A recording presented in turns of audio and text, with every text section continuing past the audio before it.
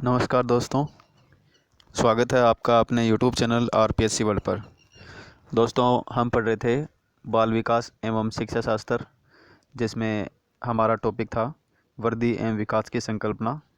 दोस्तों, इस टॉपिक को हमने पूरा कवर कर लिया था कल के वीडियो में, और आज का वीडियो होने वाला है इस टॉपिक के अभ्यास प्रश्नों का।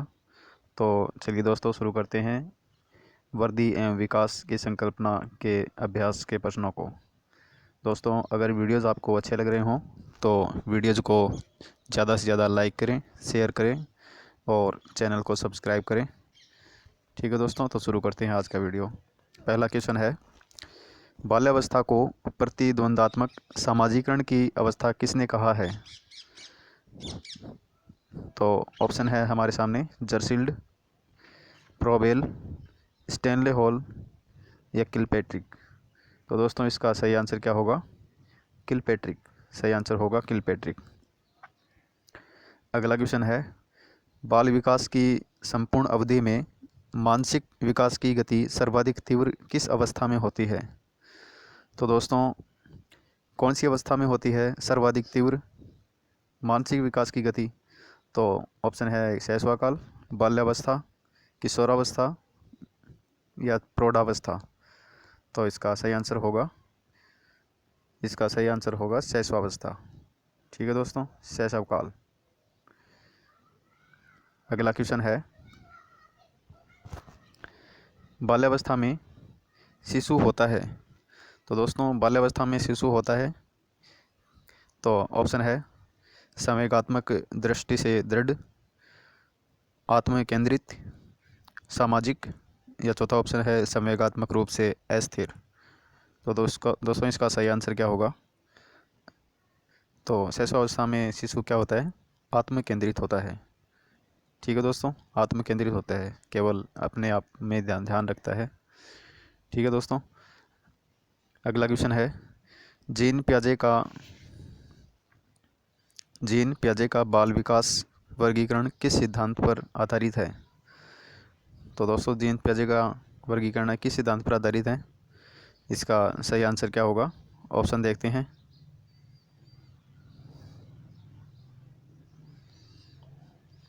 इसके ऑप्शन है मनोलैंगिक विकास सिद्धांत, नैतिक विकास सिद्धांत, मनोसामाजिक विकास सिद्धांत या संज्ञानात्मक विकास सिद्धांत।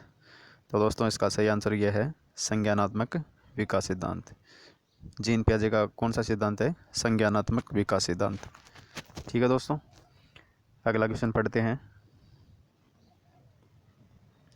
शिक्षक को बाल्यावस्था एवं किशोरावस्था में शारीरिक एवं मानसिक विकास की विशेषताओं एवं उनके प्रभावक कारकों का ज्ञान होना आवश्यक है। क्यों आवश्यक है? ऑप्शन है हमारे सामने, उसे बालकों की कमियों का ज्ञान हो जाता है, अधिगम सरल हो जाता है, वह छात्रों में जिज्ञासा उत्पन्न कर सकता है, और चौथा ऑप्शन है वह अपने इस ज्ञान को प्रेरक के रूप में प्रयुक्त कर सकता है। तो दोस्तों, इसका सही आंसर क्या होगा? इसका सही आंसर होगा वह क्या है? अधिगम सरल हो जाता है। ठीक है दोस्तों, अधिगम क्या हो जाता है? सरल हो जाता है। अगला क्वेश्चन देखते हैं, बाल विकास की निम्न में से किस अवस्था में बालकों का आकर्षण विषम लिंगी के प्रति अधिक होता है? ठीक है दोस्तों, तो ऑप्शन देखते हैं इसके। ऑप्शन है शैशवावस्था, बाल्यावस्था, किशोरावस्था या प्रौढ़ावस्था। तो दोस्तों, विषम लिंगी के प्रति आकर्षण कौन सी अवस्था में होता है? इसका सही आंसर होगा किशोरावस्था। ठीक है दोस्तों, किशोरावस्था में क्या है कि लड़का होता है वो लड़की की तरफ आकर्षित होने लगता है, और लड़की होती है वो लड़के की तरफ आकर्षित होने लगती है, विषम लिंगी के प्रति आकर्षण हो जाता है। अगला क्वेश्चन है, संवेगों को छिपाने या छद्म रूप से अभिव्यक्त करने की प्रवृत्ति विकसित होती है। तो कौन सी अवस्था में विकसित होती है संवेगों को छिपाने या अभिव्यक्त करने की? तो ऑप्शन है शैशवावस्था, बाल्यावस्था, किशोरावस्था या फिर प्रौढ़ावस्था। इसका सही आंसर क्या होगा? सही आंसर होगा किशोरावस्था। कौन सी अवस्था में होती है? किशोरावस्था में। अगला क्वेश्चन पढ़ते हैं। बालक के सामाजिकरण का प्राथमिक स्तर कौन सा है? तो सामाजिकरण का प्राथमिक स्तर कौन सा है? ऑप्शन है खेल का मैदान, परिवार, विद्यालय या समाज। तो दोस्तों प्राथमिक स्तर तो क्या होता है? परिवार ही होता है। ठीक है दोस्तों, क्या होता है? परिवार। अगला क्वेश्चन देखते हैं। निम्न में से असत्य कथन बताना है। तो असत्य कथन कौन से हैं? ऑप्शन है हमारे सामने। पहला, भीषण विपत्ति की आशंका एवं उसका सामना न कर पाने की व्यवस्था भय संवेग होने का एक कारण है। दूसरा ऑप्शन, किशोरावस्था में काम संबंधी भय उत्पन्न हो जाते हैं। तीसरा ऑप्शन, भय बालक को समाज विरोधी प्रवृत्ति एवं अनुपयोगी कार्यों की ओर प्रवृत्त करता है। और चौथा ऑप्शन है, नवीन अनुभवों द्वारा बालक के संवेगों का पुनः प्रशिक्षण देकर भय का निराकरण किया जा सकता है। तो दोस्तों इसमें क्या होगा? इसमें होगा ये भय क्या है? बालक को समाज विरोधी प्रवृत्ति एवं अनुपयोगी कार्यों की ओर प्रवृत्त करता है। ठीक है दोस्तों, भय से क्या है? बालक समाज विरोधी प्रवृत्ति करने लगता है और अनुपयोगी कार्य है वो भी करने लगता है। ठीक है दोस्तों, ये ऑप्शन सही होगा।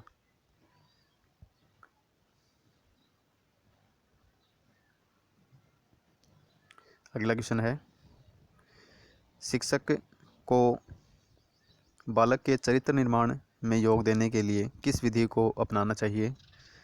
ऑप्शन है हमारे सामने। बालक को नियमित रूप से नैतिक शिक्षा देकर, बालक को मूल प्रवृत्तियों का दमन न करके, और बालक के अच्छे विचारों, इच्छाओं एवं प्रवृत्तियों को प्रोत्साहन करके, और ऑप्शन चौथा है उपरोक्त सभी।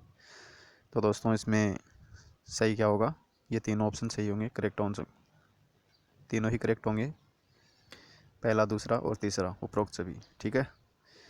अगला क्वेश्चन है, बाल्यावस्था में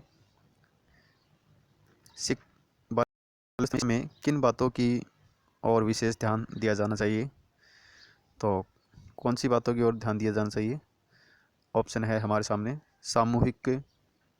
सामूहिक परंतु समलिंगी कार्यों एवं खेलों की व्यवस्था की जाए। पाठ्य सामग्री, क्रियाओं एवं भ्रमण एवं स्काउटिंग की व्यवस्था की जाए। और शिक्षण में खेल विधि एवं क्रिया विधि का प्रयोग किया जाए। तो दोस्तों इसका सही आंसर क्या होगा? ये तीनों ही सही होंगे। ठीक है दोस्तों, तीनों ही। ऑप्शन चौथा है उपरोक्त सभी। ठीक है। अगला क्वेश्चन देखते हैं। तीव्र शारीरिक क्रियाशीलता अभिवृद्धि का काल है। तीव्र शारीरिक क्रियाशीलता अभिवृद्धि का काल है। तो कौन सी अवस्था है? ऑप्शन है शैशवावस्था, बाल्यावस्था, किशोरावस्था या फिर युवावस्था। तो दोस्तों इसका सही आंसर क्या होगा? बाल्यावस्था। बाल्यावस्था में क्या होता है दोस्तों? तीव्र शारीरिक विकास होता है और अभिवृद्धि भी तीव्र गति से होती है। ठीक है। अगला क्वेश्चन देखते हैं।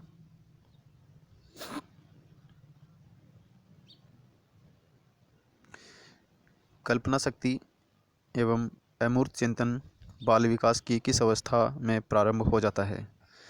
तो दोस्तों कल्पना शक्ति और अमूर्त चिंतन कौन सी अवस्था में प्रारंभ हो जाता है? ऑप्शन देखते हैं इसके।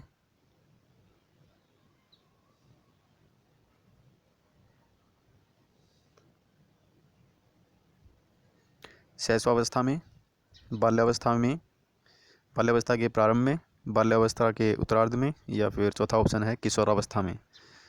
तो दोस्तों इसका सही आंसर क्या होगा? बाल्यावस्था के उत्तरार्ध में सही आंसर होगा। बाल्यावस्था के उत्तरार्ध में, बाल्यावस्था खत्म होने के बाद में। ठीक है, बाल्यावस्था के अंत में। अगला क्वेश्चन देखते हैं। बाल्यावस्था में शिक्षण होना चाहिए, तो शिक्षण कैसा होना चाहिए दोस्तों? ऑप्शन देखते हैं। बालक की क्षमता के अनुसार, बालक की रुचियों के अनुसार, या तीसरा ऑप्शन है एक और दो दोनों, चौथा ऑप्शन है शिक्षक की रुचि के अनुसार। ठीक है दोस्तों, तो चौथा ऑप्शन तो बिल्कुल ही गलत है दोस्तों, शिक्षक की रुचि के अनुसार। तो ऑप्शन पहला और दूसरा सही होगा। ठीक है दोस्तों, उपरोक्त दोनों। अगला क्वेश्चन देखते हैं, निम्न में से कौन सी विशेषता किशोरावस्था की प्रमुख विशेषताओं में से नहीं है। तो दोस्तों ऑप्शन देखते हैं, कौन सी विशेषता नहीं है किशोरावस्था की। पहला ऑप्शन है कल्पनाशीलता का आधिक्य, संवेगों का आधिक्य, संचय प्रवृत्ति और तीव्र मानसिक विकास। तो कौन सा होगा दोस्तों? इसका सही आंसर होगा दोस्तों तीव्र मानसिक विकास। सही आंसर क्या होगा? तीव्र मानसिक विकास। अगला क्वेश्चन देखते हैं, बाल विकास को सर्वाधिक प्रभावित करने वाला कारक कौन सा है। तो बाल विकास को कौन सा कारक है वो सर्वाधिक प्रभावित करता है। ऑप्शन देखते हैं, यौन शिक्षा, सुंदर विद्यालय भवन, खेल कूद का मैदान, या चौथा ऑप्शन है बुद्धि परीक्षण। तो कौन सा प्रभावित करता है? सही आंसर होगा खेल का मैदान। सही आंसर क्या होगा? खेल का मैदान। अगला क्वेश्चन देखते हैं, निम्न में से असत्य कथन बताइए। तो ऑप्शन देखते हैं, असत्य कथन कौन सा है? क्रोध एवं आक्रामकता की उत्पत्ति असंतोष एवं निराशा से होती है। दूसरा, क्रोध संवेग का विकास 8-9 वर्ष की आयु में होता है। और तीसरा ऑप्शन, बाल्यावस्था में क्रोध पर नियंत्रण कम होता है जो किशोरावस्था में अधिक हो जाता है। और चौथा ऑप्शन है, क्रोध पर नियंत्रण करने हेतु क्रोध करने पर उचित दंड की व्यवस्था होनी चाहिए। तो दोस्तों इसका सही आंसर कौन सा है? क्रोध पर नियंत्रण करने हेतु चौथा ऑप्शन सही है, क्रोध पर नियंत्रण करने हेतु क्रोध करने पर उचित दंड की व्यवस्था होनी चाहिए। अगला क्वेश्चन देखते हैं, यौन शिक्षण देने वाले अध्यापक में कौन सा गुण होना चाहिए। तो कौन सा गुण होना चाहिए? इसका ऑप्शन देखते हैं, सच्चरित्रता, यौनांगों का ज्ञान, संवेगात्मक पवित्रता, और चौथा ऑप्शन है उपरोक्त सभी। तो दोस्तों इसका सही आंसर क्या होगा? चौथा सही होगा, उपरोक्त सभी। सच्चरित्रता होनी चाहिए, यौनांगों का ज्ञान भी होना चाहिए, और संवेगात्मक रूप से परिपक्व भी होना चाहिए, परिपक्वता है ये। अगला क्वेश्चन देखते हैं, प्रसिद्ध मनोविज्ञानी जीन पियाजे के अनुसार ज्ञानेंद्रियों का विकास किस अवस्था में होता है। तो दोस्तों ज्ञानेंद्रियों का विकास कौन सी अवस्था में होता है? ऑप्शन है वैचारिक क्रियावस्था, जीन पियाजे के अनुसार बताना है, वैचारिक क्रियावस्था, संवेदनात्मक स्थिति अवस्था, विवेचना रहित विचार अवस्था, और चौथा ऑप्शन है संकल्पना एवं प्रतीकात्मक विचारों की तैयारी की अवस्था। तो दोस्तों इसमें सही आंसर होगा संवेदनात्मक स्थिति की अवस्था। अगला क्वेश्चन पढ़ते हैं,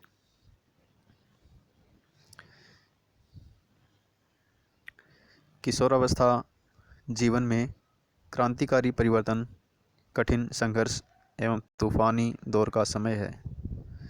किशोरावस्था के संबंध में ये शब्द किसने कहे हैं? तो ऑप्शन है रॉस ने, काल्सेनिक ने, स्टैनले हॉल ने, या ईबी हरलॉक ने। तो सही आंसर क्या होगा? स्टैनले हॉल ने। स्टैनले हॉल ने कहा है कि किशोरावस्था जीवन में क्रांतिकारी परिवर्तन एवं कठिन संघर्ष एवं तूफानी दौर का समय है। अगला क्वेश्चन देखते हैं,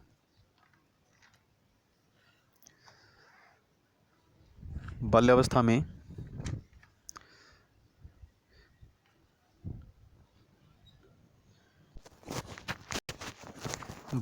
में विकास को छद्म परिपक्वता का समय किसने कहा है?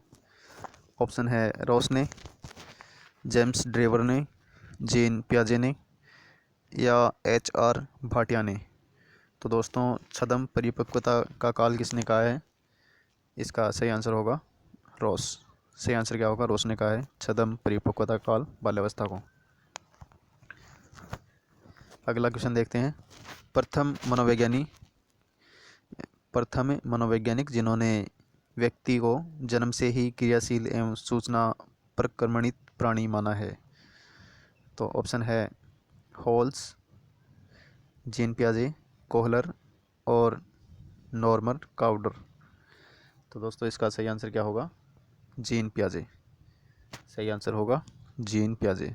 जीन पियाजे ने क्या कहा है कि व्यक्ति जन्म से ही क्रियाशील एवं सूचना प्रक्रमणित प्राणी होता है। अगला क्वेश्चन देखते हैं। विकास व वृद्धि के सिद्धांतों एवं उसके प्रतिपादकों का युग्म कौन सा युग्म असंगत है? तो कौन सा असंगत है? ऑप्शन देखना है। मनोलैंगिक विकास सिद्धांत किसका है? फ्राइड का है। ठीक है दोस्तों, बिल्कुल सही है। संज्ञानात्मक विकास सिद्धांत किसका है? जीन पियाजे का। सही है। मनोसामाजिक विकास सिद्धांत ये स्किनर का नहीं है दोस्तों, इरिक्सन का है, इरिक्सन का। और नैतिक विकास सिद्धांत कोहलर का है। ये बिल्कुल सही है। तो इसका ऑप्शन सही आंसर क्या है? तीसरा। तो इसमें मनोसामाजिक विकास सिद्धांत है दोस्तों, ये इरिक्सन का दिया हुआ है। किसका है? इरिक्सन का। अगला क्वेश्चन है।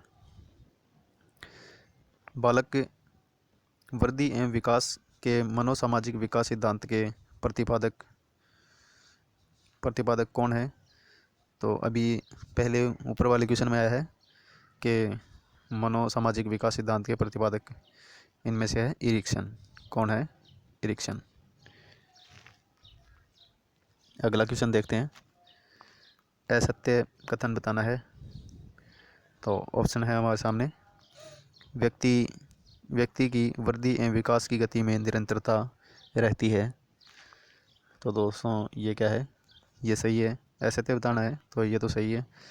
और दूसरा, बालक का विकास विशिष्ट से सामान्य की ओर होता है।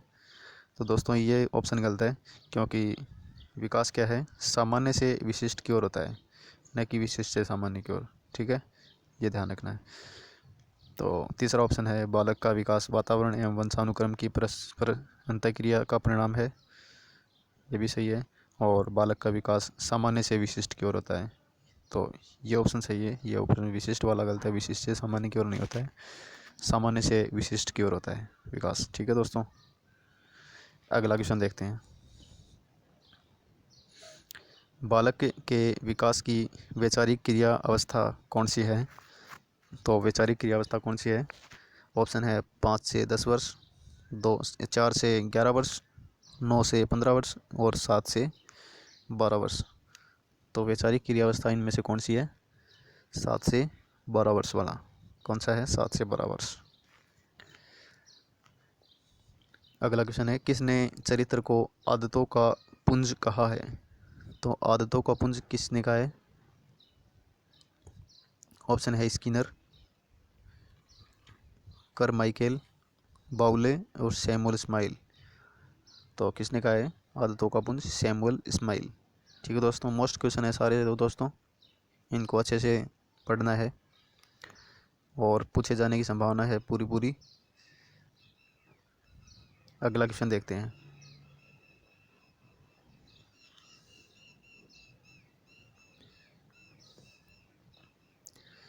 मनोवैज्ञानिकों ने बाल विकास की किस अवस्था को समूह की आयु कहा है?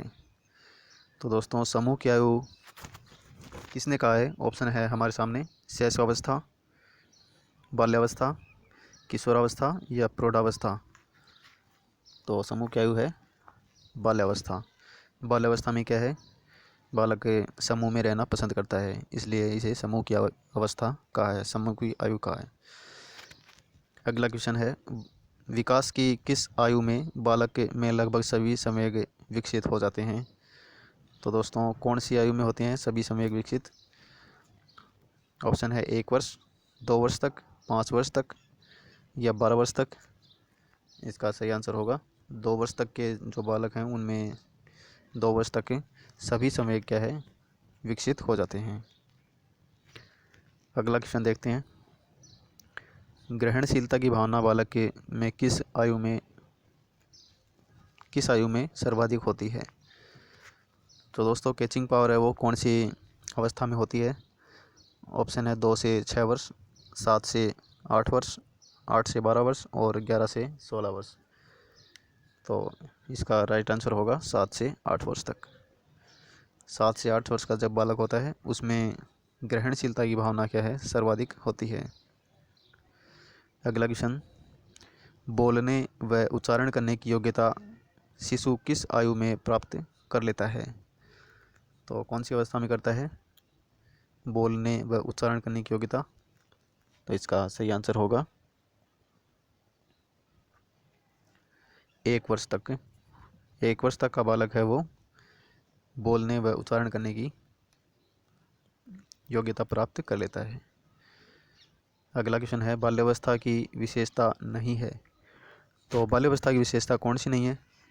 ऑप्शन है विकास की स्थिरता, यथार्थवादिता दृष्टिकोण और तीसरा ऑप्शन है अधिगम में तीव्रता। चौथा ऑप्शन है इनमें से कोई नहीं। तो कौन सा होगा? इनमें से कोई नहीं। बाल्यावस्था की कोई सी भी विशेषता इनमें से कोई नहीं है। ठीक है। अगला क्वेश्चन देखते हैं। मनोवैज्ञानिक गुड एनएफ के अनुसार व्यक्ति के संपूर्ण मानसिक विकास का कितना भाग 3 वर्ष तक की आयु में हो जाता है? तो कितना विकास हो जाता है 3 वर्ष की आयु तक? ऑप्शन है 1/4, 1/3, 1/2 या 3/4। तो कितना हो जाता है? आधा भाग है वो क्या है? 1/2 भाग क्या है 3 वर्ष की आयु तक उसमें विकास हो जाता है। अगला क्वेश्चन देखते हैं। विकास की प्रक्रिया चलती है, तो विकास की प्रक्रिया कब तक चलती है? प्रौढ़ावस्था तक, किशोरावस्था तक, जीवन पर्यंत या अनिश्चित काल तक? तो विकास की अवस्था दोस्तों जन्म से लेके और मृत्यु तक चलती रहती है। ठीक है दोस्तों, जन्म से लेके मृत्यु तक चलती रहती है, जबकि वृद्धि है वो जब व्यक्ति परिपक्व हो जाता है तब वृद्धि रुक जाती है। ठीक है दोस्तों, लेकिन यहाँ पर विकास की बात हो रही है तो विकास जन्म से लेके और मृत्यु पर्यंत तक चलती रहती है। अगला क्वेश्चन है, शारीरिक विकास का क्षेत्र कौन सा है? शारीरिक विकास का क्षेत्र है तो इनमें से कौन सा है शारीरिक विकास से संबंधित? हड्डियों में वृद्धि होना, स्नायु मंडल का विकास होना, मांसपेशियों में वृद्धि होना या उक्त सभी? तो दोस्तों ये सभी क्या हैं? विकास के ही क्षेत्र हैं। हड्डियों में विकास होना, स्नायु मंडल का विकास होना और मांसपेशियों में विकास होना। ठीक है दोस्तों, ऑप्शन चौथा सही होगा। और आज का अंतिम क्वेश्चन है, वंश परंपरा के मुख्य वाहक कौन है? तो वंश परंपरा का मुख्य वाहक है ऑप्शन जीन्स, माताएं, रक्त कोशिकाएं, राइबोसोम्स। तो दोस्तों क्या होते हैं? जीन्स होते हैं वो वंश परंपरा के मुख्य घटक होते हैं, मुख्य वाहक होते हैं। ठीक है दोस्तों, आज के वीडियो में इतना ही। मिलते हैं नेक्स्ट वीडियो में नए टॉपिक के साथ। तब तक के लिए जय हिंद, जय भारत।